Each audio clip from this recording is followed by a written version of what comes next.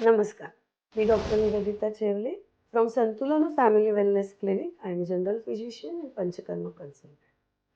आज पंचकर्मामधलं रक्तमोक्षण हे 5वं आणि खूप महत्त्वाचं पंचकर्म मी तुम्हाला सांगणार आहे. रक्तमोक्षण म्हणजे रक्त शरीरातून काढून टाकणे. त्याच्या विविध पद्धती आहेत. सगळ्याच ठिकाणी सगळ्याच पद्धती होतात असं नाही.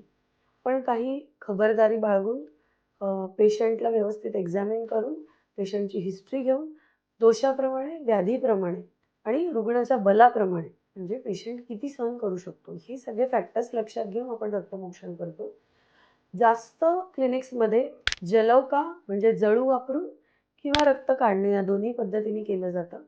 पण ते कोणत्या व्याधीमध्ये केलं जातं? आता पावसाळ्यामध्ये जसं की आपण खूप रिकरंट फंगल इन्फेक्शन्स बघतो, एक्झिमा बघतो किंवा असे त्वचेचे काही विकार ज्यांच्यामध्ये कंडू म्हणजे खाज हे लक्षण खूप जास्त प्रमाणात, वैवर्ण्य म्हणजे रंग डिस्कलरेशन किंवा काळपटपणा हे लक्षण जास्त असतं. असे स्किनचे सगळे व्याधी रक्तमोक्षणाने बऱ्यापैकी बरे होतात. छान रिझल्ट्स मिळतात रक्तमोक्षणाने अलोंग विथ आपल्याला त्याच्यासाठी आयुर्वेदाची औषधं त्याच्याबरोबर द्यावी लागतात. त्यामध्ये त्वचाविकार, सांधे सुजणं, सांध्यांचे काही विकार, व्हेरिकोज वेन, कधी-कधी डोकेदुखी, नेहमीच नाही, काही ठराविक प्रकारची. या सगळ्यामध्ये रक्तमोक्षणाने खूप छान रिझल्ट्स मिळतात.